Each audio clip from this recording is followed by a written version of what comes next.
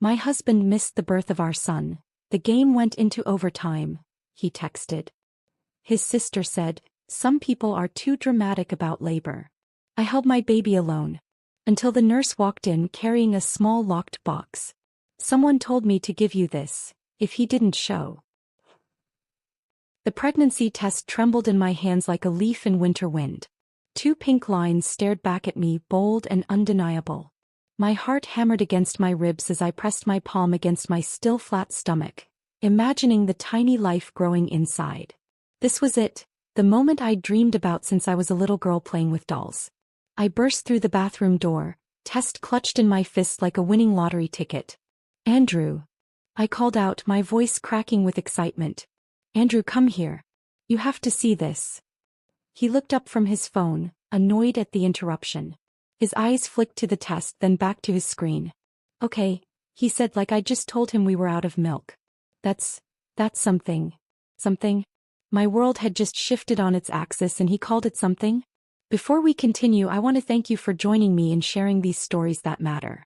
If you believe that every woman deserves unwavering support during the most vulnerable moments of her life, please consider subscribing. It's free and helps us reach more mothers who need to hear this. Now let's see how this powerful story unfolds. The silence that followed felt like ice forming in my veins. I waited for him to jump up, to spin me around, to call his family. Instead, he scrolled through whatever was more important on his phone. The joy that had been bubbling in my chest began to deflate, slow and painful. Aren't you excited? I whispered, my voice barely audible. Sure, babe. Just processing. He didn't even look at me. That night, I lay awake planning our announcement. Maybe a cute photo with baby shoes? Or a cake with the words, coming soon, written in frosting. I imagined the squeals of delight, the congratulatory hugs, the immediate planning for baby showers and nursery colors. Sleep came fitfully, filled with dreams of tiny fingers and first steps. The first doctor's appointment arrived like Christmas morning in my mind. I'd taken time off work, bought a special notebook to record everything the doctor said. I even packed snacks for Andrew, knowing he got cranky when he was hungry. He never showed up. I sat in that sterile waiting room, surrounded by glowing couples holding hands, my phone buzzing with his excuses. Emergency meeting came up. You'll be fine. Just get the basic info. The nurse called my name and I walked into that examination room alone. Dr. Martinez smiled warmly as she squirted cold gel on my stomach, but her eyes kept darting to the empty chair beside me. Where's Daddy today? She asked gently. Work emergency, I lied, the words tasting bitter in my mouth. The heartbeat filled the room, fast, strong, determined. I stared at the grainy ultrasound image, trying to make out a nose or tiny fingers, and felt tears streaming down my cheeks. This was supposed to be our moment. Instead, I was sharing it with a kind stranger who handed me tissues and pretended not to notice my wedding ring. That evening, I showed Andrew the ultrasound photos with shaking hands. He glanced at them for maybe 3 seconds before setting them on the kitchen counter next to junk mail and grocery store flyers. Cool, he said. Looks like a blob. Our baby. A blob. The second appointment came and went the same way. Then the third. Each time, Andrew had a more elaborate excuse. Client presentation. Boss called an emergency meeting. Traffic was insane. I stopped asking him to come. The disappointment was becoming too heavy to carry. Family dinners became exercises in survival. Every Sunday at Penelope's house, I'd sit at that oversized dining table, my hand instinctively moving to my growing belly, hoping someone would notice. Ask questions. Show excitement. Instead, I got stares. Penelope's eyes would narrow whenever she looked at me, like I was a puzzle she couldn't solve. Violet would whisper something in her ear, and they'd both glance my way with expressions I couldn't quite read. Pity? Disgust? Disapproval? You look tired, Penelope said one evening, her voice dripping with false concern. Are you taking care of yourself? I'm fine, I replied, forcing a smile. Just the usual pregnancy stuff. Pregnancy stuff, she repeated as if tasting something sour. You know, some people aren't cut out for motherhood. It's nothing to be ashamed of. The words hit me like a physical blow. Violet nodded sagely from across the table, her mouth forming a thin line of agreement. I think I'll be a good mother, I said quietly, my voice barely above a whisper. Penelope leaned forward, her perfectly manicured nails drumming against the tablecloth. Sweetie, you can barely manage your own life. You called in sick 3 times last month. You cry at commercials. Are you sure this baby is a good idea? The room fell silent except for the ticking of the grandfather clock in the corner. Andrew said nothing. He didn't defend me, didn't tell his sister to back off. He just cut his steak and chewed slowly as if the conversation didn't concern him. I excused myself to the bathroom and cried until my eyes were swollen and red. When I returned, they were discussing vacation plans for next summer. Plans that apparently didn't include accommodating a newborn. The worst part was watching Andrew with Aria's children. Every weekend he'd transform into this amazing uncle figure. He'd arrive at her house with bags full of toys and treats, his face lighting up the moment those kids ran to him. He'd spend hours teaching them to throw a football, helping with homework, building elaborate pillow forts. "Uncle Andrew is the best," 7-year-old Mason would shriek, launching himself into Andrew's arms. I'd watch from the kitchen window as Andrew lifted the boy high into the air, both of them laughing until their sides ached. The tenderness in his eyes, the patience in his voice. Where was that energy when I asked if we could start buying baby items? "We have time," he'd say whenever I brought up cribs or car seats. "Don't be so pushy about it." As if wanting to prepare for our child made me demanding. Aria's house became a shrine to her children. Photos everywhere, artwork covering the refrigerator, toys scattered lovingly across every surface. Our house remained unchanged, as if the pregnancy was something happening to someone else entirely. My own mother's reaction cut the deepest. I'd expected her to be thrilled about becoming a grandmother, to immediately start knitting blankets and planning celebrations. Instead, she treated my pregnancy like an inconvenient phase I was going through. "Mom, want to feel the baby kick?" I asked during one of our coffee dates, placing her hand on my rounded belly. She pulled away as if I'd burned her. "That's okay, dear. I'm sure it's nice." Nice. My child's first movements were nice. When I brought up potential names, she'd suddenly remember something urgent she needed to discuss about her book club or the neighbors. When I mentioned being scared about labor, she'd wave her hand dismissively. "You're being dramatic as usual. Women have been having babies for thousands of years. You'll figure it out." Dramatic. The word followed me everywhere, an invisible scarlet letter that made me question every emotion, every concern, every moment of joy I dared to feel. The isolation was suffocating. I'd scroll through social media, watching other pregnant women surrounded by supportive families, elaborate baby showers, partners who seemed genuinely excited. The contrast made my chest ache with a loneliness so profound it felt like drowning. Then there was Chelsea. She didn't make grand gestures or offer unsolicited advice. She simply showed up. When I texted that I had another ultrasound appointment, she took time off work without being asked. When morning sickness left me unable to eat anything but crackers, she appeared at my door with homemade soup and ginger tea. "You don't have to do this," I told her one afternoon as she folded tiny clothes I'd secretly bought for the baby. "I know," she said simply. "I want to." She was the only one who asked how I was feeling and actually waited for an answer. The only one who touched my belly with reverence instead of obligation. The only one who understood that this pregnancy wasn't just about the baby. It was about me becoming a mother, scared and excited and desperately in need of support. Those quiet moments with Chelsea became my lifeline, the only evidence that my joy mattered to someone. While everyone else wished away my pregnancy, she helped me embrace it, one gentle gesture at a time. The pain hit me at 11:47 p.m. on a Tuesday, ripping through my lower back like lightning splitting a tree. I'd been lying in bed, one hand resting on my swollen belly, listening to Andrew's steady breathing beside me. The contraction lasted 30 seconds. I counted every single one, before releasing its grip and leaving me gasping. "Andrew," I whispered, shaking his shoulder gently. "I think it's starting." He mumbled something incoherent and rolled away from me. The second contraction came 12 minutes later, stronger this time, wrapping around my entire midsection like a vice. I gripped the bedsheets and breathed through it the way we'd practiced in those classes I attended alone. By 1:15 a.m., they were coming every 8 minutes. I sat on the edge of our bed, timing each wave with the stopwatch on my phone, my hands trembling as I finally accepted what was happening. This was it. After 9 months of being ignored, dismissed, and wished away, my baby was ready to make his entrance. "Andrew." I said louder, my voice cracking with urgency. The contractions are regular. We need to go to the hospital. He cracked one eye open, squinting at me in the darkness. Are you sure? First babies usually take forever. Can't this wait until morning? Another contraction seized me before I could answer, forcing me to my feet and into a swaying motion that seemed to help with the pain. When it passed, I was crying. I'm sure, I whispered. Please. He sighed dramatically, the sound of a man being asked to perform the most unreasonable task imaginable. Fine. Let me get dressed. While he moved with the urgency of someone heading to a dentist appointment, I called the list of numbers I'd carefully programmed into my phone months ago.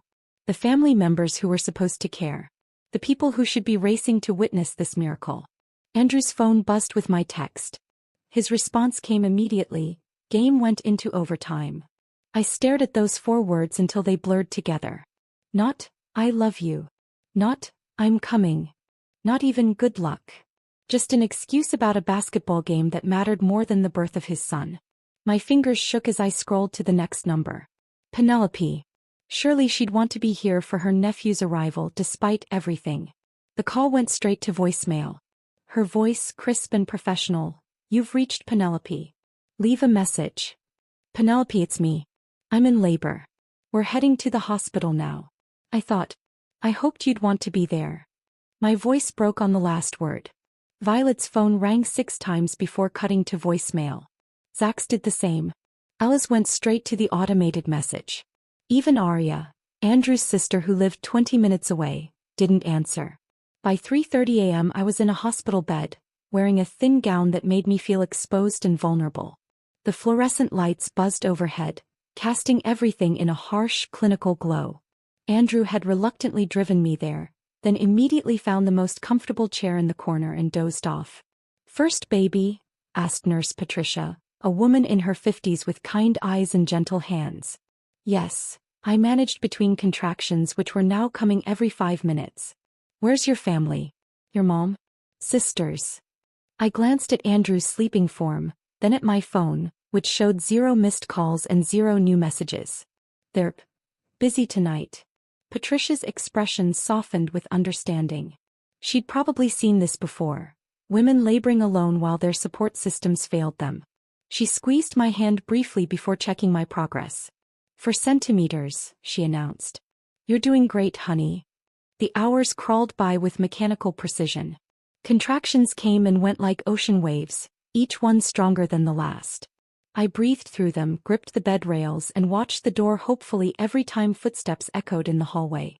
Surely someone would come. Surely Andrew would wake up and realize the magnitude of what was happening.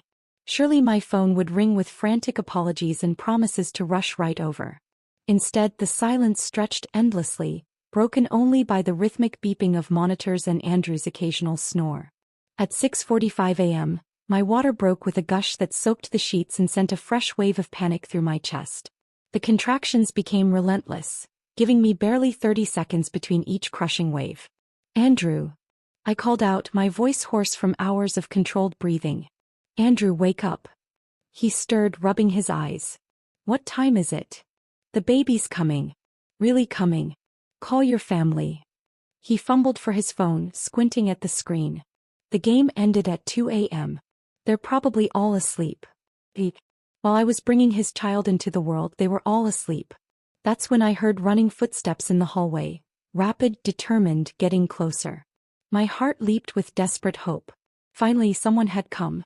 Chelsea burst through the door like a hurricane, her hair plastered to her head from the downpour outside, her jacket dripping puddles onto the sterile floor. Her eyes were wild with worry and exhaustion, like she'd been driving through the night. I'm sorry, she gasped, rushing to my bedside. I came as soon as I got your message.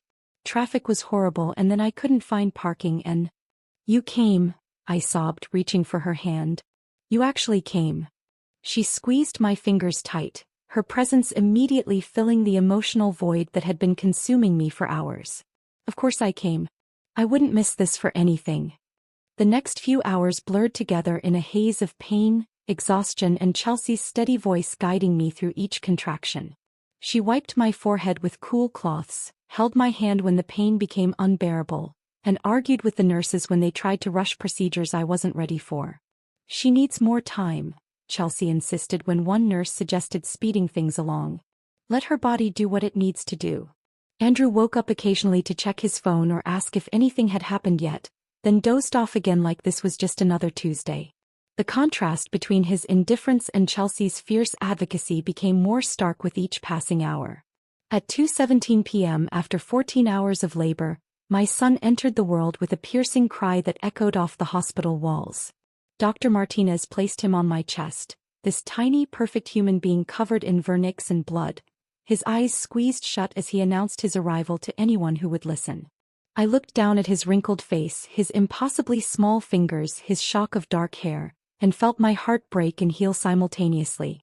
He was beautiful. He was healthy. He was mine. But the delivery room, which should have been filled with cheers and congratulations and excited phone calls, contained only the medical staff, one sleeping husband, and my best friend who was crying almost as hard as I was.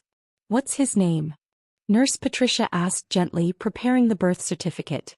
I looked at Andrew, hoping he'd participate in this moment at least. He glanced up from his phone long enough to shrug. "Whatever you want." "James," I whispered, the name I'd been saving in my heart for months. James Andrew. Even after everything, I gave our son his father's name. "Emergency contact?" Patricia continued. I paused, looking around the nearly empty room. At Andrew, who had already returned to his phone. At the door, which remained closed to all the family members who couldn't be bothered to witness this miracle. "Just me," I said finally, my voice steady despite the tears streaming down my cheeks. As they cleaned James and weighed him, I counted the silence. No congratulatory calls flooding in. No flower deliveries. No excited relatives demanding to hold their newest family member. Just the quiet beeping of machines and Chelsea's gentle humming as she helped me through the first moments of motherhood. The loneliness felt heavier than the contractions had, settling into my chest like a physical weight I'd carry forever. In that recovery room, holding my perfect son while the world moved on without us, I finally understood the true meaning of being alone. The soft knock barely registered above the steady hum of medical equipment. I was lost in studying James's tiny fingernails, marveling at how perfect they were, when Nurse Patricia opened the door with unusual hesitation. "Excuse me, honey," she said, her voice carrying a strange formality I hadn't heard before. "I have something for you." She held a silver box about the size of a jewelry case, its surface gleaming under the harsh hospital lights. An intricate lock secured the front, and a small brass nameplate caught my eye. The metal felt cool and heavy in my hands, substantial in a way that suggested importance. "This came from a law office downtown," Patricia continued, glancing at Chelsea with obvious curiosity. "The delivery man was very specific. He said to give it to you only if you were alone during your delivery." My heart stuttered. "Alone?" "He had a list of names," she said, pulling a folded paper from her pocket. "He said if any of these people were here with you, I should hold on to this until they left." The paper trembled in my free hand as I unfolded it. There, in neat legal printing, were the names that had haunted my pregnancy. Andrew Mitchell, Penelope Mitchell, Violet Chin, Zachary Ross, Ella Santos, Aria Mitchell. Everyone who should have been here. Everyone who wasn't. "I don't understand," I whispered, looking at the box with growing apprehension. "Who sent this?" Patricia shrugged sympathetically. "The law firm of Henderson and Associates. That's all I know, sweetie." Chelsea moved closer, her eyes fixed on the mysterious container. "Should I?" "Stay," I said quickly. "Please stay." The lock was old-fashioned, requiring a small key that hung from a delicate chain wrapped around the box. My fingers shook as I inserted it, the mechanism clicking with a sound that seemed to echo through the quiet room. The lid opened with a soft creak, revealing burgundy velvet lining that looked expensive and well-maintained. Nestled inside was a thick envelope, sealed with dark red wax that bore an imprint I recognized immediately. "Oh my God," I breathed, nearly dropping the box. It was my father's signet ring impression. The one he'd worn every day of my childhood, the one I'd played with during long car rides, the one that had been buried with him 6 weeks ago. "What is it?" Chelsea asked, her voice barely above a whisper. "It's from my dad." The words came out strangled, like my throat had forgotten how to work. "But that's impossible. He's been gone for over a month. Jackson Reeves had died suddenly of a heart attack in his sleep, leaving behind a will that seemed straightforward and a daughter who thought she knew everything about his life. Apparently she'd been wrong. Chelsea gently took James from my arms, settling him in the hospital bassinet so I could focus on the envelope. The wax seal cracked under my thumb, releasing the faint scent of the cologne my father had worn, something woody and warm that made my chest ache with longing. The paper inside was thick, expensive stationery with his law firm's letterhead. But the handwriting was unmistakably his, the same careful script that had signed birthday cards and school permission slips throughout my childhood. "My dearest daughter," it began, and I had to stop reading to wipe my eyes. "If you're reading this letter, then my worst fears have come true. You're holding our son, and yes, I know it's a boy. The technician at your 20-week ultrasound was my client's daughter, and you're alone." I looked up at Chelsea, who was rocking James gently while watching me with concern. How could he have known? "Keep reading," she urged softly. "I've watched your husband's family for months now, sweetheart. I've seen how they treat you, how they dismiss your joy, how they make you feel small and unwanted. I hoped I was wrong. I prayed they would prove me wrong when it mattered most."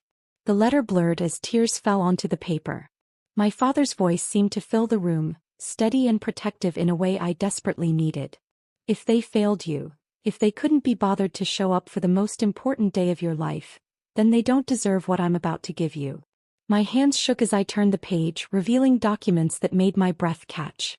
Legal papers, property deeds, stock certificates, all bearing my name in bold, official print. The Riverside property on Maple Street. Remember the big house with the wraparound porch that you loved as a child? I bought it 3 years ago. It's worth $1.3 million and it's yours. Free and clear. I nearly dropped the papers.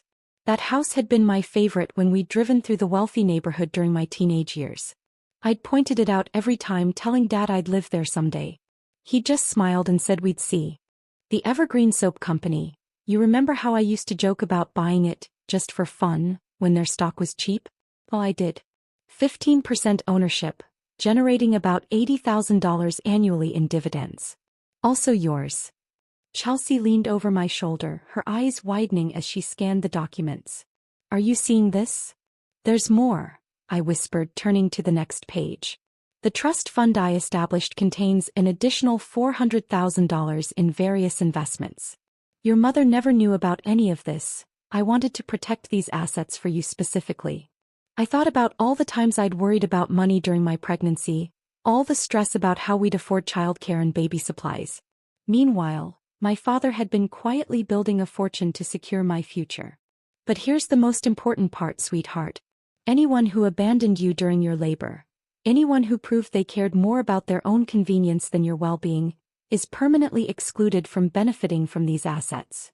The next page contained a detailed list. Andrew's name was there, along with specific clauses about spousal property rights being voided due to failure to provide emotional support during childbirth. Penelope, Violet, Zach, Ella, and Aria were all listed as excluded beneficiaries due to absence during grantor's daughter's labor. I had a private investigator confirm that each of these individuals received notification of your due date and labor onset. Their absence was a choice, not an oversight. I looked at Chelsea, who was staring at the papers with her mouth slightly open. "He thought of everything." "There's one more thing," I said, noticing another document at the bottom of the envelope. It was a codicil to his will, dated just 2 weeks before his death. In it, he named James as a beneficiary of a separate trust fund containing $200,000, to be accessed when he turned 18. "Your son will never want for anything," the letter continued.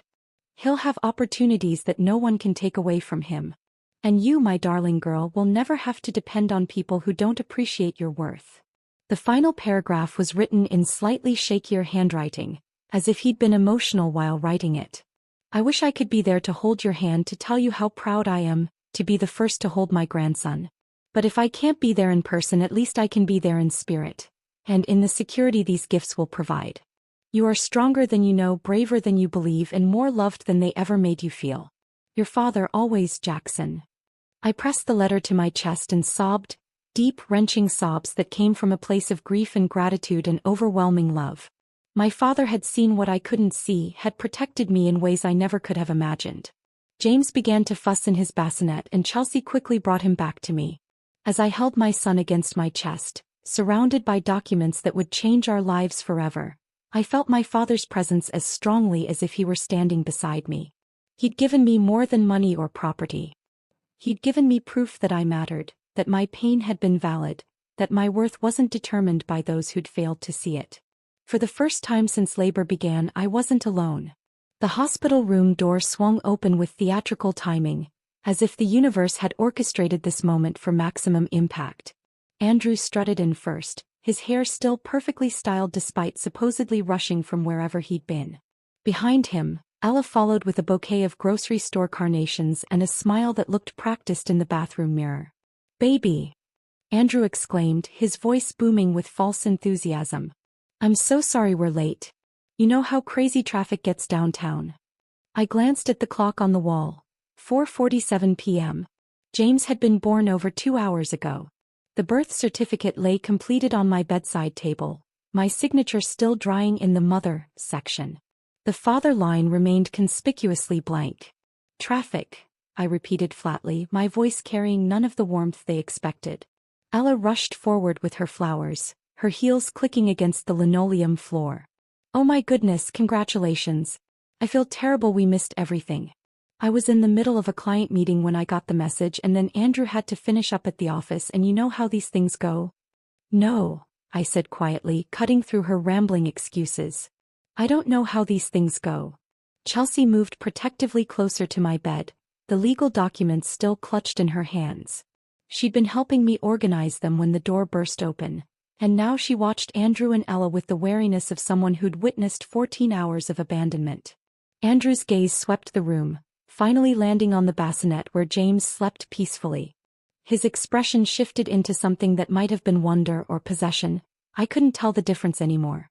"There he is," he breathed, stepping forward with outstretched arms. "Let me hold my son." The word "my" hit me like a physical blow. After everything, the missed appointments, the dismissive comments, the game that went into overtime, he still believed he had the right to claim ownership. I stood slowly, my body still aching from labor, and positioned myself between Andrew and the bassinet. "No." His arms froze mid-reach, confusion flickering across his features. "What do you mean no? He's my baby too." "Is he?" The question hung in the air like smoke. Because fathers usually show up for births. Fathers usually care more about their children than basketball games. Ella shifted uncomfortably, her flowers wilting in the sudden tension. "Come on, don't be like this. We're here now. That's what matters." "We're here now," I repeated, tasting the absurdity of those words. "You missed the most important moment of his life. Of my life. And you think showing up with gas station flowers makes it okay?" Andrew's face hardened, his patience wearing thin. "You're being dramatic. I had responsibilities. You can't expect me to drop everything just because." "Just because what?" My voice rose, all the pain and fury of the past 9 months erupting at once. "Just because your son was being born? Just because your wife needed you?" "You're overreacting," he said, using that familiar dismissive tone that had gaslighted me through months of pregnancy. "Women have babies every day. It's not like you needed me there." The silence that followed was deafening. Even Ella seemed to realize the magnitude of what he'd just said, her face paling as she took a small step backward. Chelsea moved beside me, her jaw set with determination. "Actually, there's something you both need to hear." She held up the legal documents, their official seals catching the fluorescent light. "These arrived today. From Jackson's law firm." Andrew's expression shifted from confusion to suspicion. "What kind of documents?" "The kind that explain exactly what your absence cost you," Chelsea said, her voice steady and clear. She began reading from my father's letter, each word falling into the room like stones into still water. "If you're reading this letter, then my worst fears have come true. You're holding our son and you're alone." Andrew and Ella exchanged glances, uncertainty creeping into their faces. Chelsea continued, her voice growing stronger with each revelation. "Anyone who abandoned you during your labor, anyone who proved they cared more about their own convenience than your well-being, is permanently excluded from benefiting from these assets." "Assets?" Ella whispered, sinking into the visitor's chair. The Riverside property worth $1.3 million, Chelsea read. 15% ownership in Evergreen Soap Company. A trust fund containing $400,000. All exclusively in her name. Andrew's face went through a series of expressions: confusion, disbelief, and finally dawning horror. That's impossible. The old man never mentioned any of this. He didn't mention it because he knew, I said, finding my voice again. He saw what you all were. He watched you dismiss me, ignore me, hope I'd just disappear. So he made sure I'd never need any of you. Chelsea turned to the specific exclusion clause, her voice carrying the weight of legal finality. Andrew Mitchell, spouse, is permanently excluded from all marital property claims related to these assets due to failure to provide emotional support during childbirth. The color drained from Andrew's face. You can't be serious. There's no way that's legally binding. Oh, but it is, Chelsea said, holding up the notarized documents. Your father-in-law was a lawyer, remember? He knew exactly how to structure this to be ironclad. Ella leaned forward, her voice shaking. What about the rest of us? Penelope? Violet? All excluded, I said, watching their world crumble in real time. Every single person who couldn't be bothered to show up today. Every person who treated my pregnancy like an inconvenience. You're all locked out. Andrew began pacing, his hands running through his hair. This is insane. You can't just cut family out like this. I didn't cut anyone out, I said calmly. You cut yourselves out. Every missed appointment, every dismissive comment, every time you made me feel like I was asking too much for basic support, you were writing your own exclusion. The implications began hitting them in waves. Andrew realized that his dreams of financial security had just evaporated.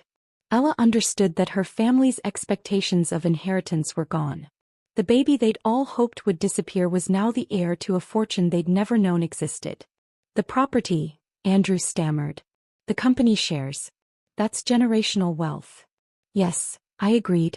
James's generation. Ella tried one more desperate appeal. Surely there's some way to contest this. Family court's favor. Nothing, Chelsea interrupted, consulting the documents. The trust is specifically designed to prevent any legal challenges. Your father-in-law spent months with estate attorneys making this bulletproof. Andrew slumped against the wall, the weight of his choices finally crushing him. For 9 months he'd treated my pregnancy like a burden, my needs like demands, my fears like drama. Now, staring at the legal proof of his father-in-law's protection, he understood the true cost of his indifference. All you had to do was be here, I said softly. All any of you had to do was care enough to show up. The room fell silent except for James's soft breathing and the distant sounds of hospital life. Andrew opened his mouth to speak, then closed it, apparently realizing there were no words that could undo the past 14 hours. Alice stared at her wilted flowers, understanding finally that her excuses and apologies were worthless currency in this new reality. For the first time in months, the silence belonged to me. It wasn't the lonely quiet of abandonment. It was the powerful silence of justice served, of protection activated, of a father's love reaching beyond death to shield his daughter from those who had never deserved her. The game had indeed gone into overtime. But this time I had won. The hospital room had fallen into an uncomfortable stillness, with Andrew slumped against the wall and Ella clutching her wilted flowers like a life preserver. I was carefully placing the legal documents back into the silver box when Chelsea's fingers caught on something unusual. Wait, she murmured, her brow furrowing as she examined the box's interior. There's something else here. Her fingertips traced along the burgundy velvet lining, finding a slight bulge near the corner. With gentle pressure, she managed to peel back a hidden flap in the fabric, revealing a secret compartment my father had designed with the precision of someone who understood the importance of insurance. What is it? I asked, though part of me already dreaded the answer.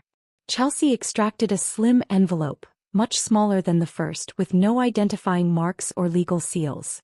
Just plain white paper that felt somehow heavier than the million-dollar documents we'd just finished reading. There's more, she whispered, her voice carrying a mixture of curiosity and apprehension. Andrew straightened against the wall, his attention suddenly sharp. More what? I ignored him, focusing entirely on the envelope in Chelsea's hands. Something about its simplicity made it seem more dangerous than all the legal papers combined. This wasn't about money or property. This felt personal. Chelsea opened it carefully, revealing what appeared to be printed screenshots of text messages.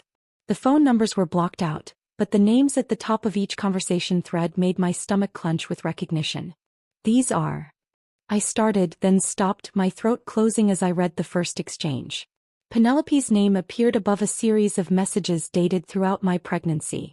Her words, preserved in digital amber, laid bare the calculated cruelty I'd sensed but never been able to prove. "She's getting too comfortable with this pregnancy thing," one message read.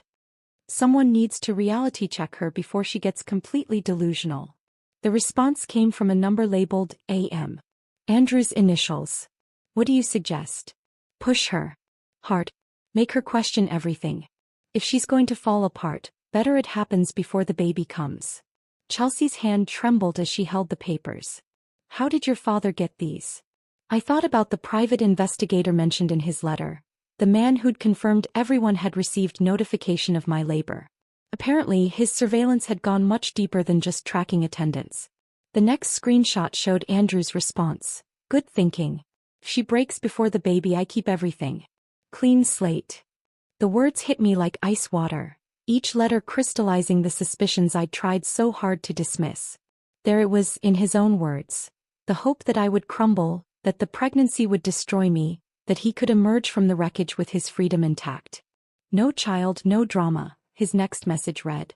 "Back to the way things were." Ella gasped from her chair, apparently reading over my shoulder. "Andrew, you didn't actually." "Shut up," he snapped, his face flushing red with embarrassment and rage. "Those messages are taken out of context." "What context?" I asked, my voice surprisingly steady. "What context makes hoping your wife has a breakdown acceptable?" More screenshots revealed the scope of their conspiracy. Violet had contributed her own suggestions. Cancel plans when she needs support. Make her feel isolated. Zach had added, question every decision she makes. Call it concern. Even my mother appeared in the exchanges, her number showing messages that made my chest ache with a different kind of betrayal. She's always been dramatic. This pregnancy is just making it worse. Don't enable her. The evidence painted a picture of systematic emotional manipulation, a coordinated effort to undermine my confidence and push me toward a breaking point that would have benefited everyone except me and my baby. "You planned this," I said, looking directly at Andrew. "All of it. The dismissals, the isolation, the constant questioning of my feelings. You actually strategized how to break me." He pushed himself off the wall, his hands clenched into fists. "You're twisting everything. Those were just frustrations. Venting to family." "Venting." Chelsea stood up, her protective instincts flaring. "This is a blueprint for psychological abuse." The final screenshot was the most damning. A group chat that included everyone who should have been at the hospital today, discussing their collective decision to skip my labor. "Let her do it alone," Penelope had written. "Maybe she'll finally understand she's in over her head." Andrew's response, "Agreed. Natural consequences." Ella had contributed. "If she can't handle labor without constant support, how's she going to handle motherhood?" Even Arya, whose children Andrew doted on, had chimed in. "Some people need to learn the hard way." I stared at the evidence of their coordinated cruelty, feeling something shift inside me like tectonic plates finally settling into place. The gaslighting, the dismissals, the constant undermining. It hadn't been in my head. It had been real, planned, deliberate. "You gambled on me falling apart," I said, my voice growing stronger with each word. "You bet that pregnancy would break me, that labor would destroy me, that I'd prove myself unfit to be a mother." Andrew's face had gone pale, his earlier confidence evaporating as he realized the implications of having his conspiracy documented and legally preserved. "But here's what you didn't count on," I continued, gathering the screenshots with steady hands. "You didn't count on my father seeing through all of you. You didn't count on me being stronger than your worst expectations. And you definitely didn't count on your cruelty being rewarded with permanent exile from everything you thought you'd inherit." The room fell silent except for James's soft breathing. Looking at these messages, I realized I didn't need to scream or rage or demand explanations. The validation I'd spent months seeking was right here in black and white. Proof that my pain had been intentional, my isolation manufactured, my fears dismissed by design. But rather than devastating me, the evidence felt like liberation. Every doubt I'd harbored about my own perceptions dissolved. Every moment I'd questioned whether I was being too sensitive or dramatic was reframed as justified intuition. I stood slowly, my body still tender from labor but my spirit stronger than it had been in months. "Chelsea, help me pack James's things." "Where are you going?" Andrew demanded, panic creeping into his voice. "Somewhere you're not," I replied simply. I gathered the few personal items I'd brought to the hospital, folding them around the silver box like treasure. Chelsea helped me navigate the discharge paperwork while Andrew and Ella sat in stunned silence, apparently processing the full scope of their exposure. As I prepared to leave, cradling James against my chest, I looked back at Andrew one final time. He sat slouched in the visitor's chair, his phone dangling uselessly in his hands, the same device he'd used to coordinate my emotional destruction. "The house keys," I said, extending my hand. "What?" "My father's property. My name on the deed. Your conspiracies documented and witnessed. Hand over the keys to what was never really yours." He fumbled in his pocket, producing our house keys with shaking fingers. As they dropped into my palm, I felt the weight of my new reality. Financially independent, legally protected, and finally free from people who had never deserved my trust. I walked out of that hospital room without looking back, carrying my son and my strength into a future they would never be able to touch. Chelsea's guest bedroom became a sanctuary I never knew I needed.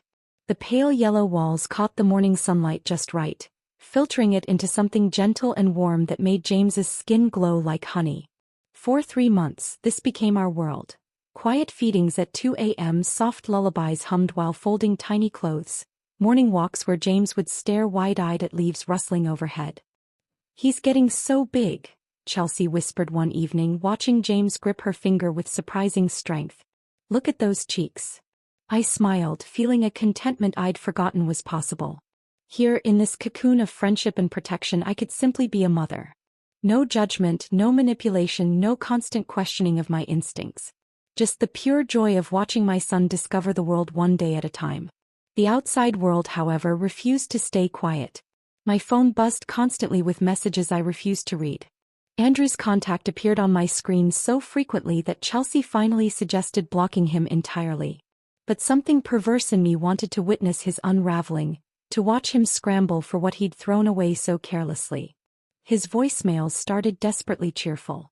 "Hey babe, just checking in. Hope you and the little guy are doing well. Call me back when you get a chance."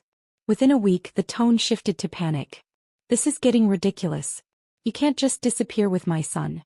We need to talk about this like adults." By the 3rd week, he'd moved into full-blown pleading. "I know I messed up, okay? I get it. But this silent treatment isn't helping anyone. James needs his father." I deleted each message without listening to the end, but Chelsea caught fragments when they played too loudly. She'd shake her head, muttering things about audacity and too little too late. Social media became Andrew's new battlefield. He posted carefully curated photos from our early relationship. Romantic dinners, vacation snapshots, images that painted him as the devoted boyfriend he'd never actually been. The captions grew increasingly desperate. "Missing my beautiful family today. Can't wait to hold my son again. #blessed, #dadlife, #family first." Friends who knew the truth began commenting with confusion and concern. Sarah from my old job wrote, "Wait, isn't your wife staying with Chelsea? Are you guys okay?" The post disappeared within an hour. Ella proved to be Andrew's most pathetic ambassador. She arrived at Chelsea's door on a rainy Tuesday afternoon, clutching a plate of homemade chocolate chip cookies and wearing an expression of manufactured remorse. "She's here," Chelsea announced, peering through the blinds. "With baked goods." "Let me guess," I said, not looking up from where James was practicing tummy time on his play mat. "Cookies and crocodile tears?" Chelsea opened the door just wide enough to be polite. "Can I help you?" "I need to talk to her," Ella said, her voice thick with emotion. "Please.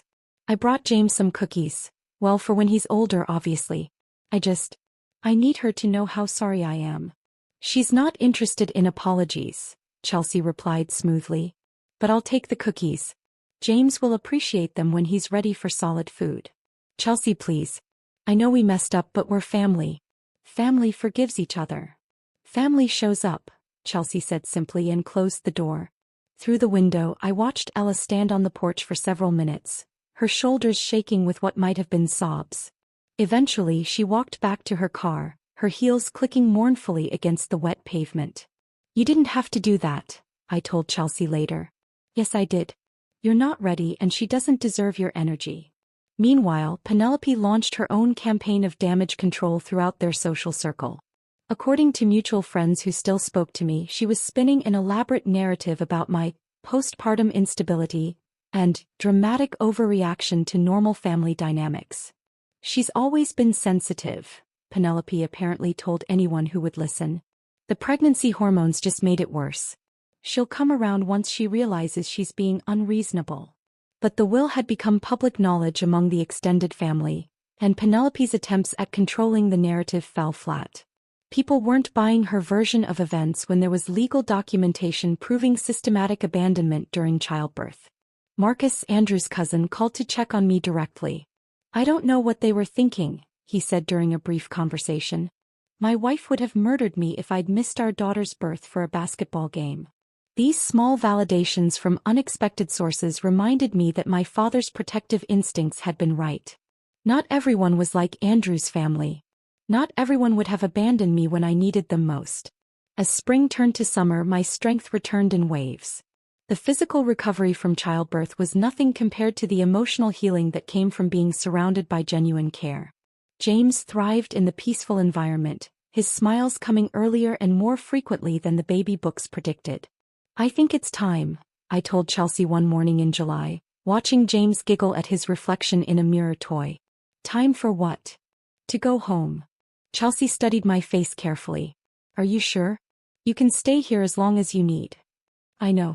But it's my house now. My father's house. I shouldn't let them keep me away from what belongs to me and James. The decision felt right in a way that surprised me. I wasn't running back because I'd forgiven them or because I needed them. I was returning because I was ready to claim my space as the woman I'd become. Financially independent, emotionally strong, and completely clear about my own worth.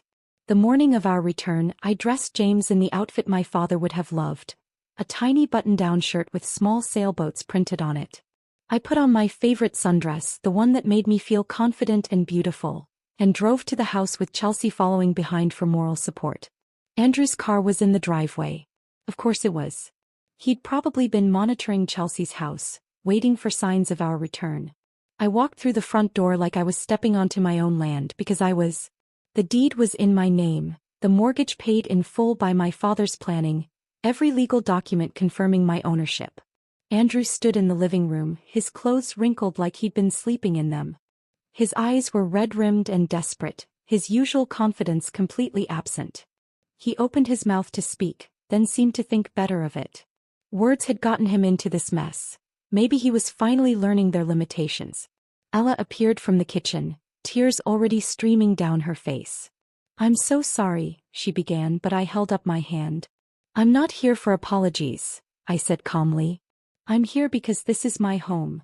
The dynamic shift was immediate and unmistakable. Andrew, who had spent months dismissing my needs, suddenly hung on my every word.